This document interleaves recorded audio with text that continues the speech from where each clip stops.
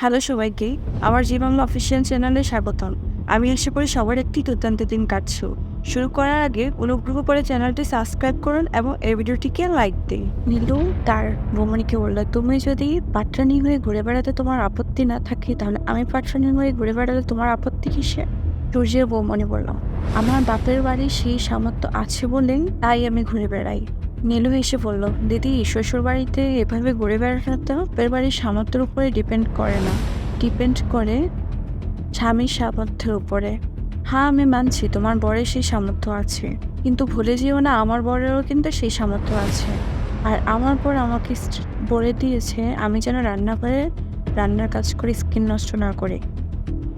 আর এমনিতে বাসায় অনেক কাজ আছে রান্না করা ছাড়া। সূর্যের বৌমনি বলল, বাবা একটু সামলে চলো নীলু, কোন দিন ভাগ্যের চাকা ঘুরে যায় টেরও পাবে না। নীলু বলল, কিসের চাকা? সূর্যের বৌমনি বলল, ভাগ্যের চাকা। তাই বলল, আহ নীলু থাক না, যা না ঘরে যা। নীলু বলল, তুই কেন কথা বলছিস এর মধ্যে? তোকে কেউ কথা বলতে বলেছে? আমি আমার শ্বশুর বাড়িতে উপরে থাকবো না নিচে থাকবো আমি ঠিক করবো। তুই কেন কথা বলবি এর মধ্যে? আমার শ্বশুর বাড়ির ব্যাপারে কেন কথা বলবি? তাই বলল, তোর ভালোর জন্যই তো আমি বললাম নীলু। নতুন বিয়ে করে এসেছিস, এখন যায়ের সাথে ঝগড়া শুরু করলি, তোকেই খারাপ বলবে আর কারোকে না। নীলু বলল, প্লিজ কে কাকে খারাপ বলবে এটা যদি ভাবতে হয় বলে তো এখন আমি তোর দিকে তাকাতেই পারতাম না। সেসব বলে লাভ আছে এখন? সূর্যের বৌমনি বলল, এই নীলু শোনো, তোমার বর তোমার দিকে চোখ তুলে তাকিয়েছে মানে তুমি যে অহংকারে ডানা মকমক করছো না, সেটা একদম করো না। ডানা দুটো না ভেঙে যাবে, আর ভেঙে গেলে তখন তুমি উপরে আর উঠতে পারবে না। কথাটা আজকে তোমাকে আমি বলে রাখলাম। নীলু বলল, আমিও তোমাকে একটা কথা বলে রাখি, দিদি তুমি যদি আমার সাথে লড়াইয়ে নামো তাহলে কিন্তু বিপদে তোমাকেই পড়তে হবে। আর যদি ভালোবাসা করে আমার সাথে মিলেমিশে থাকতে পারো তাহলে তোমার বিপদ কম। সূর্য বৌমনি বলল, তাই বুঝি? তা আমার কিসের বিপদ একটু শুনি। নীলু বলল, কিসের বিপদ? বিপদটা যখন ঘটবে তখনই বুঝতে পারবে। দিদি কালকে কিন্তু আমার বর বলেছিল যে আমাকে নিয়ে এই বাড়ি ছেড়ে আলাদা হয়ে থাকবে, তখন কিন্তু বুঝতে পারছো। ভালো করে ভেবে দেখো তো, আমি চলে গেলে পুরো দায়িত্ব কার পড়বে? নীলু বলল, সেটা কি ভালো হবে তোমার জন্য? যা করবে ভেবে চিন্তে করো। বলেই নিল রায়কে বলল, এই দিদিভাই তোকে আমি 15 মিনিট সময় দিলাম, 15 মিনিটের মধ্যে সব রান্না শেষ কর। আমি যদি আগে থেকে জানতাম যে তোর এত দেরি হবে তাহলে আমি কিছু একটা ব্যবস্থা করে নিতাম। রায় বলল, 15 মিনিটের মধ্যে আমি পারবো না, আমাকে 8 ঘন্টা দে, আমি 8 ঘন্টার মধ্যেই করে দেব। কিন্তু নীলু বলল, না, পুরো 15 মিনিটের বেশি সময় দিতে পারবো না, 15 মিনিটের মধ্যে সব চাই। বলে সে রান্নাঘর থেকে বেরিয়ে চলে গেল। আর কেউ যদি তোকে রান্না করার সময় এসে ডিস্টার্ব করে, তোর সাথে কথা বলতে চাই, এখন বলবি তুই কথা বলতে পারবে না। নীলু এটা বলে চলে গেল। সূর্যের বৌমনি বলল, আরও নিজের প্রেমিককে নিজের বোনের হাতে তুলে দাও। দেখতে পাচ্ছ তোমার বোন কোন মুখ ডালে উঠে বসেছে? এটাই হওয়ার ছিল। এখন তোমার কেমন লাগছে রায়? রায় ভাবতে লাগলো একলা একলা, আর কত অপমান বাকি আছে এই জীবনে। আমি তো জীবনে কারো কিচ্ছু ক্ষতি চাইনি, তবুও মানুষ দুহাত ভরে আমাকে অপমান করে যাচ্ছে। ন যে ফোন করছে সব থেকে বেশি। কি অপরাধ আমার? যে যা বলছে সেটাই তো করছি। নীলু, তোর স্বামীর দিকে আমি তাকাই না রে, তোর কোনো চিন্তাই নেই। আমি তো নিজের হাতে তোর সংসারটা গড়ে দিতে চাইছি। আমি কেন আবার তোর সংসারটা ভাঙতে যাব? প্রশ্নই ওঠে না। দুপুরে সবাই খেতে বসলো। নীলু সূর্যের সামনে এনে বলল, বিরিয়ানি হাজির। সূর্যের বোনও বসে থাকলো, তার সামনে চাইনিজ খাবার। সূর্যের বৌমনিও আসলো, তাকে দিল আলু পরোটা। সূর্যের মা বলল, স্পনে গিয়ে দিয়ে, খেয়ে নেই দেখ কেমন হয়েছে। সূর্যের বৌমনি বলল, সূর্য তোমার বউ তো তোমাকে আসলে বেঁধে ফেলেছে। না বৌমনি, নীলু যেটা করছে সেটা তো আমার ভালোর জন্যই করছে। সূর্য বলল, সেটা নিয়ে কি আর ওকে আমার বারণ করার কোনো কারণ আছে? সূর্যের মা বলল, আমার ছেলেটা ভালো থাকলেই ভালো। সূর্যের বৌমনি বলল, মা আপনি কোনভাবে বলছেন যে আপনার বড় ছেলেকে আমি ভালো রাখিনি? সূর্যের মা বলল, আমি তো তোমাকে কিছু বলিনি বৌমা, আমি তো সূর্যের কথা বলছি। সে বললো তো ছেলেটার উপর দিয়ে কত ঝড় কেন?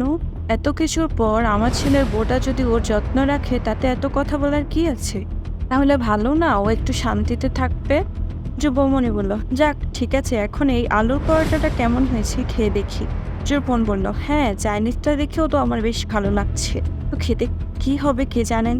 সূর্য বলল, উফ বাপরে বাপ, আমার যা খিদে পেয়েছে আমি আর থাকতে পারছি না, আমি শুরু করছি। সূর্যের মা বলল, দাঁড়া, যে খেটে রান্নাগুলো করছে তাকে তো একটু দেখতে দে। নীলু বলল, কেন মা, ওর এখানে থাকার কি দরকার? আমাদের যার যার জিনিস আমরা নিজেরাই তো নিয়ে নিতে পারবো, ওকে কেন দরকার এখানে? খাবারটা টেবিলের উপরেই রাখা আছে। সূর্য বৌমনি বলল, না, পরোটাটা একটু গরম করে দিলে হতো, এটা ঠান্ডা হয়ে গিয়েছে। সূর্যের মা বলল, ও তো খাবেই। নীলু বলল, হ্যাঁ, আমরা উঠে গেলে তারপর খাবে, আমাদের সাথে কেন খেতে হবে? তাছাড়া বাড়ির লোকরা যেখানে খাচ্ছে সেখানে একজন অ্যাটেন্ডেন্ট কেন খাবে? সূর্যের বোন বলল, এই তো রাইদি, এদিকে আসো, তোমার খাবারগুলোই আমরা খাচ্ছি, খেয়ে দেখি তুমি কেমন রান্না করেছো। এর মধ্যেই সূর্য 1 চামচ বিরিয়ানি গালে দিল। বোন বলল, অবশ্য তুমি তো ভালো রান্নাই করো। সূর্য যেই চামচে বিরিয়ানিটা গালে দিল সেটা ওয়াক করে ফেলে দিল। সূর্যের মা বলল, আরে কি হলো? সূর্য বলল, বিরিয়ানিতে এত ঝাল কে দিচ্ছে? বলল, কি হয়েছে? সূর্য বলল, খাবারটা টেস্ট না করে আমাকে কেন দিলে? নীলু, স্ট্রোক করে নি কেন, কি হয়েছে? নীলু বলল, আরে প্রচন্ড ঝাল আর প্রচন্ড নুন দিয়েছে, কি খাওয়া যায়? নীলু বলল, কি করেছিস বলতো তুই দিদিভাই? বলল, ঝাল বেশি মানে আমি তো ঠিকঠাক ভাবেই রান্না করেছি, ঝাল তো বেশি দিইনি, সবই তো পরিমাণ মতো দিয়েছি। সূর্য বলল, তাহলে কি কথাগুলো আমি বাড়িয়ে বানিয়ে বলছি? সূর্যের মা বলল, আরে দেখে তো রান্নাটা করবে নাকি? নীলু বলল, কি রে দিদি ভাই, সামান্য কাজটুকু তুই দেখে করতে পারলি না? সত্যি তোকে না ভরসা করা যায় না।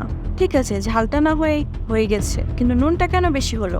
সূর্য বলল, নীলু, আর অন্য কোনো খাবার আছে? নীলু বলল, হ্যাঁ হ্যাঁ আছে বলে নীলু থেকে আমি বাহিরে থেকে খাবার অর্ডার করে রেখেছি, দাঁড়াও আনছি। সূর্য বৌমনি বলল, দেখি তুমি আলুর দমটা কেমন বানিয়েছো, বলে মুখে দিতেই সেটার মধ্যেও লবণ।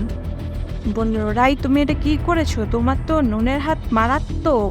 আচ্ছা, এর আগেও তো তুমি আমাদেরকে রান্না করে খাইয়েছো, এরকম তো রান্না করনি। সূর্যের বোন বলল, বাবা, তোমাদের কথা শুনে তো আমার তো এখন খেতে ভয় করছে। সূর্যের বোনের খাবারেও একই সমস্যা। সূর্যের মা বলল, সবাই তো খাবারে একই সমস্যা বলছো, কই আমরা তো খাবার খেয়েছি, আমাদের তো এমন প্রবলেম হয় নাই। রায় বলল, আমি তো সব খাবারই ঠিকঠাকভাবে রান্না করেছি, আমি তো বুঝতে পারছি না রান্নায় এত লবণ হলো কি করে। নীলু বলল, কি রান্না করলি তুই? সবাই খেতে পাচ্ছে না, যদি নাই রান্না করতে পারতিস তাহলে বলে দিতি। রায় বলল, তুই তো দেখেছিস আমি রান্না সব সময় করি, রান্নায় এমন হয় না। তো নীলু বলল, আজকে কেন হলো এমন? রায় বলল, আমি দিইনি। নীলু বলল, তাহলে কে মিশিয়েছে? আর উপর দোষটা চাপাতে চেয়েছিস? সূর্য বলল, বিরিয়ানিতে নুন কে বেশি দিয়েছে, কে ঝাল মিশিয়েছে, কে করলো, কে এসব? রায় বলল, আমি তো সবকিছু পরিমাণ মতো দিয়েছি, আমি বলছি তো। নীলু বলল, আমি তো আমার স্যুপটা টেস্টই করবো না, আমি জানি তুই এসব ইচ্ছে করে করেছিস। রায় বলল, কি বলছিস তুই এসব নীলু? ইচ্ছে করে করেছি, কেন ইচ্ছে করে করবো? তারপর নীলু রায়কে ইচ্ছা মতো ছাড়লো, এক কথায় অপমান করলো। রায়ের মুখ বুজে সব সহ্য করতে লাগলো। তারপর বলতে লাগলো যে দিদিভাই এটা ইচ্ছে করে করেছে, কারণ উনি তো জানে আজকে সবাই আমরা একসাথে খাবো, তাই সে প্রতিশোধ নিয়েছে। সে বেশি কারণ হচ্ছে আমরা নানান রকম খাবার খেতে চেয়েছি, তাই সে খাবারে লবণ মিশিয়ে দিয়েছে যেন তাকে আমরা আর রান্না করতে না বলি। বিশেষ করে সূর্যকে শাস্তি দেওয়ার জন্য। রায় বলল, সূর্যকে আমি শাস্তি দিব যাবো কেন? সূর্যের সাথে আমার কিসের শত্রুতা? হ্যাঁ, হয়তো ও আমার উপর রাগ, কিন্তু আমার ওর উপর কোনো রাগ নেই। নীলু বলল, এই কথাগুলো পুরানো হয়ে গেছে দিদিভাই, এসব কথা আর ওঠাস না। তুই ভেবেছিস সূর্য আমাকে বিয়ের পর এক কোণে রেখে দেবে, সেটা তোর সহ্য হচ্ছে না তাই না? এজন্যই তুই এসব করছিস। বলল, আমি তো এটাই বুঝতে পারছি না আমার সহ্য না হওয়ার কি আছে, আমার জীবনটাও খুব গোছানো। সূর্য বলল, এখানে এত কথা কেন হচ্ছে সেটাই তো বুঝতে পারছি না, আমি খাবারটা খাবো না। সূর্য বলল। নীলু বলল, আচ্ছা ঠিক আছে, তোমার খিদে পেয়েছে আমি বুঝতে পারছি, তুমি খেয়ে নাও। সূর্যের মা বলল, কাজটা তুমি মোটেও ঠিক করো নি রায়। রায় বলল, কোন কাজটা আন্টি? কোন কাজটা তুমি বুঝতে পারছো না? এই যে অন্যায়টা করেছো তুমি, এরকম তো নয় যে তোমার নুনের হাত বেশি, সমস্ত কয়টা রান্না নুনে পোড়া ঝাল কেউ মুখে দিতেই পারলো না।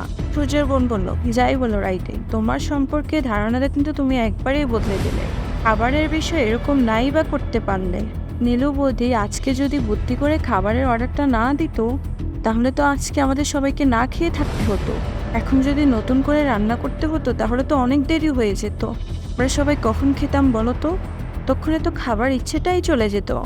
সূর্যের মা, রাই তুমি চুপ করো। সূর্য বলল, মা, এইসব মেয়ের সাথে কেন শুধু শুধু কথা বাড়াচ্ছ? তারা কি নিজের দোষটা কখনো বলে? বলে রাইকে অপমান করতে লাগলো। দেখো মা, ও স্বীকার করুক আর না করুক, আমি জানি কাজটা ও করেছে।